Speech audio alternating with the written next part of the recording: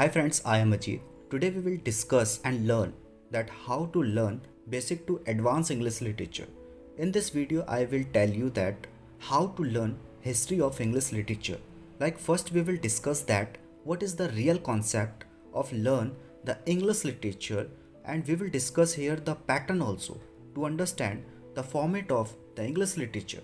So let's start friends. As we know that in history of English literature there are so many patterns, like what is literary terms and what is forms. ठीक है, terms को जानेंगे, literary terms क्या होती है इसको जानेंगे, forms क्या होती है. वी नो दैट पोइट्री भी आती है, इसे हम जानेंगे कि पोइट्री का कॉन्सेप्ट क्या है. एंड ड्रामा भी जानेंगे, इस ड्रामा में ट्रेजेडी और कॉमेडी जानेंगे. और नोवेल जानेंगे, like what is novel. Like in novel we know that short stories very important. ठीक है, शॉर्ट स्टोरीज़ के बारे में जानेंगे. ठीक है, as well as non fiction के बारे में जानेंगे कि नॉन फिक्शन क्या होता है. व्हाट इज़ राइम जानेंगे, रिदम जानेंगे, like how to match rhymes line by line. ठीक है, लाइन बाय लाइन राइम्स क्या होती है ये भी जानेंगे. ठीक है, व्हाट इज़ मीटर. ठीक है, मीटर क्या होता है ये बहुत ज़्यादा इंपॉर्टेंट है, ये पेपर में बहुत बार पूछा जाता है. It means that we will discuss here all the types of basic format to learn English literature. यानी पूरी बेसिक फॉर्मेट्स हम यहाँ पर जानेंगे कि किस तरीके से इंग्लिश लिटरेचर का बेस हम जानेंगे इस कॉन्सेप्ट में, कि किस तरीके से हम बेस को मजबूत किया जाए, कि पैटर्न समझें, हम कॉन्सेप्ट समझें, हर एक फॉर्मेट जानें कि इंग्लिश लिटरेचर को पढ़ने का क्या फॉर्मेट है. ठीक है, इस वीडियो में मैं आपको शॉर्ट बाय शॉर्ट बताऊँगा, एक्सप्लेनेशन होगी पूरे एकदम क्लियर ईजी वे में. ठीक है, बेसिक वे में. एज पर as the most important thing is stanza. ठीक है, as we know that stanza जो है वो प्ले करता है बहुत ही ज़्यादा important role in English literature, ये भी हम डिस्कस करेंगे. तो पहला है what is literary terms. Literary terms क्या है, इस लिटरेरी टर्म्स में ही सभी चीज़ आती है.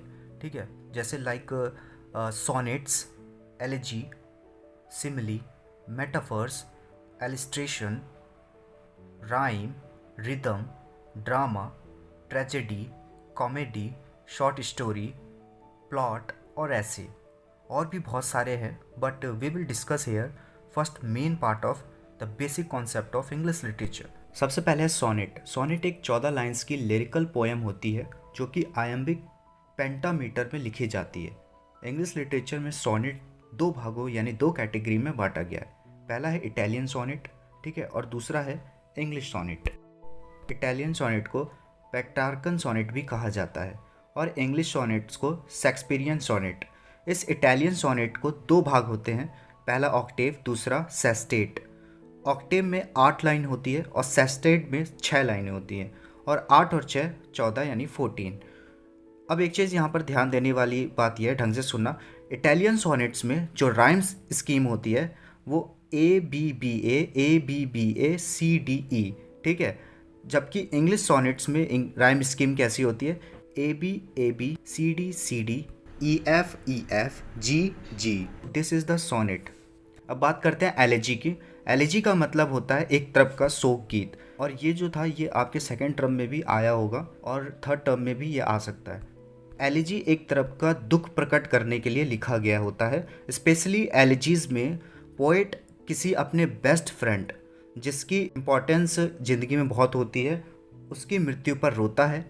और एलिजीज में क्या होता है, जो पोएट जो होता है वो आसपास का जो उसके एनवायरनमेंट होता है वो भी शामिल हो जाता है उसके बेस्ट फ्रेंड के डेथ पर रोने के लिए. अब आम तौर पर एलिजीज में क्या होता है, जो पोएट और उसके बेस्ट फ्रेंड को सेफर्ड यानी भेड़ बकरे चलाने वाला दिखाया जाता है, मतलब पास्टल टाइप के, देहाती टाइप के. और दोस्तों एक पर्सनल एडवाइस दूं, इसको पढ़ने के लिए हम आगे और वीडियो बनाएंगे इस पर. ठीक है, हर एक कॉन्सेप्ट का वीडियो बनाएंगे. अब बात करते हैं सिमिली क्या होती हैं. इसको हिंदी में बोलूँ तो उपमा, खाने वाला नहीं देने वाला. अगर हम किसी को उपमा देते हैं, लाइक और एज जैसे वर्ड का यूज़ करते हैं, जैसे तुम्हारा चांद जैसा चेहरा, your face is like moon. बहुत ही सिंपल चीज़ है, लेकिन इसमें एक चीज़ ध्यान देने वाली बात यह है कि तुलना इसमें हमें दो डिफरेंस चीज़ों के बीच में की जाती है. मतलब इंसान की इंसान से तुलना होगी तो वो सिमिली नहीं कहलाएगी. जैसे मैं बोलूँ क्या बात है आज तू कैटरीना कैफ लग रही है, तो ये चीज सिमली नहीं कहलाएगी। जैसे यहाँ पर सिमली क्या कहलाएगा, फॉर एग्जाम्पल, आज तो सूरज की तरह चमक रहा है। Today you are shining like the star, so this is a simile. अगला है मेटाफर यानी कि रूपक। ये चीज़ सिमली की तरह होती है, उपमा के तरह ही होती है, लेकिन इसमें लाइक और एज का वर्ड यूज़ नहीं होता, इसमें डायरेक्ट बोला जाता है। ठीक है, जैसे मैं कहूँ उदाहरण के लिए, तेरा चेहरा तो चांद ही है, तू तो मोहल्ले की कैटरीना कैफ है, तो इस चीज़ को हम मेटाफर्स बोलेंगे। बस इसमें लाइक और एज वर्ड यूज़ नहीं होता। जैसे you are like moon, you are like flower, you are like Alia Bhatt, ऐसा नहीं होता। ठीक है, इसमें डायरेक्ट ही बोला जाता है, you are Katrina Kaif of this mohalla, you are Hrithik Roshan of this mohalla. अगला है एलिट्रेशन। एलिट्रेशन क्या होता है, ये होता है अनुप्रास।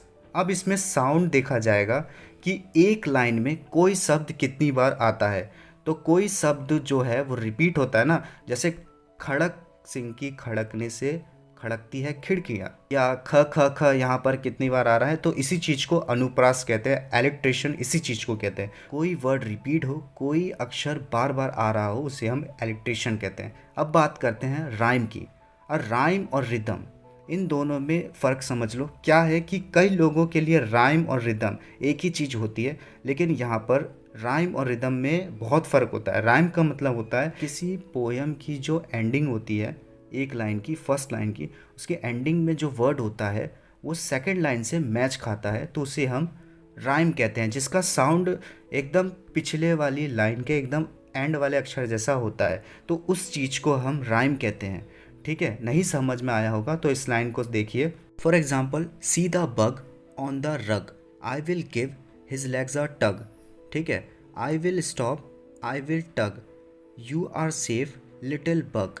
तो यहाँ पर आप देख रहे होंगे रग, टग, टग, बग, ये जो वर्ड है ये बार बार आ रहे हैं, रिपीट हो रहे हैं, तो इसी चीज़ को हम राइम कहते हैं। अब तो डेफिनेटली आपको समझ में आ गया होगा, तो इसी चीज़ को हम कहते हैं राइम, बोले तो तुकबंदी।